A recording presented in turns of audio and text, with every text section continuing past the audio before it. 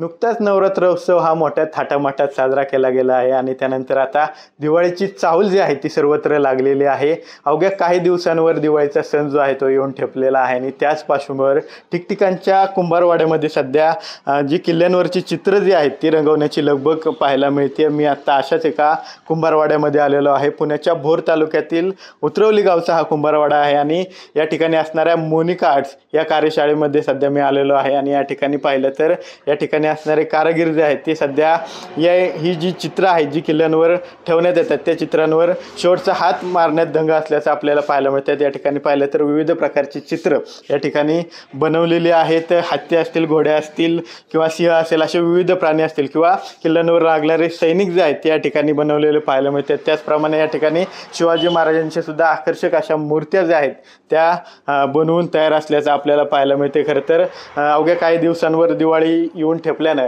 निम्मा माल जो आहे तो या कुंभारवाड्यातला दुकानांमध्ये गेलेला आहे आणि जो माल आता सध्या शिल्लक आहे, जे मूर्त्या जे चित्र आता बनवून शिल्लक आहेत त्यांच्यावर शेवटचा हात मारण्यात हे कारागीर दंग असल्याचं चित्र आपल्याला पाहायला मिळते। खरं तर दिवाळीची सुट्टी विद्यार्थ्यांना लागल्यानंतर विद्यार्थी दिवाळीनिमित्त किल्ला बनवायला घेतात आणि त्याच निमित्तानं किल्ला बनवल्यानंतर त्या ठिकाणी ही चित्र जी आहेत ते ठेवत असतात आणि अवघ्या काही दिवसांवर ही दिवाळी आल्याने ही सर्व चित्र जी आहेत ती त्यांच्यावर शेवटचा हात मारण्यात हे संपूर्ण कुंभार कारागीर दंग असल्याचं पाहायला मिळतंय। आपल्यासोबत रामदास कुंभार आहेत जे खरं तर या मोनिका आर्ट्स या कार्यशाळेचे हीच कार्यशाळा त्यांची आपण त्यांना विचारणार आहोत। रामदासजी, काय सांगाल, कोणकोणते चित्र यावेळेस तुम्ही बनवलेले आहेत आणि कशा प्रकारे यांना मागणी आहे? सध्या मागणी भरपूर आहे।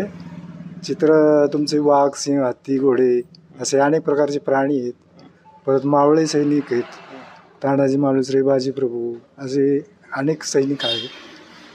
भरपूर बनवलेली आहेत। 4 ते 4,500 चित्र बनवलेली आहेत। सध्या तुमचा निम्मा माल जो आहे तो गेलेला आहे, कुठून मागणी आहे, कुठं माल गेलाय तुमचा?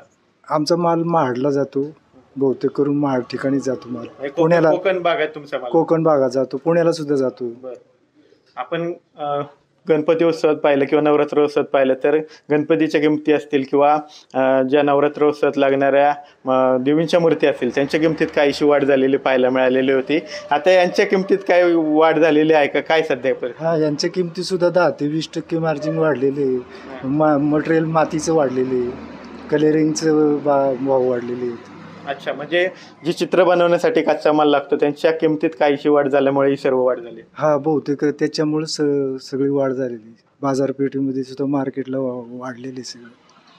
आपण पाहतोय की कशा प्रकारे जो कच्चा माल लागतो यांना त्यांच्या किमतीत काही प्रमाणात वाढ झाल्याने या जे चित्र आहेत त्यांच्या किमतीत सुद्धा 10 ते 20% वाढ झाल्याचं या जे कारागीर आहेत रामदास कुंभार यांनी सांगितल्याचं पाहायला मिळते। त्यामुळं एकूणच जो कच्चा मालाच्या किमतीत वाढ झाली त्यामुळं या मूर्तींच्या किमतीत सुद्धा वाढ जी आहे ती झाल्याचं पाहायला मिळते। ज्याप्रमाणे गणपती उत्सवात गणपतीच्या मूर्तींमध्ये वाढ झाली होती, नवरात्र उत्सवात देवींच्या मूर्तींमध्ये वाढ झाली होती, त्याचप्रमाणे या चित्रांच्या किमतीत सुद्धा वाढ झाल्याचं चित्र आपल्याला पाहायला मिळते। कॅमेरा पर्सन अभिजित पिसे सह विनय जगताप, TV9 मराठी, भोर, पुणे।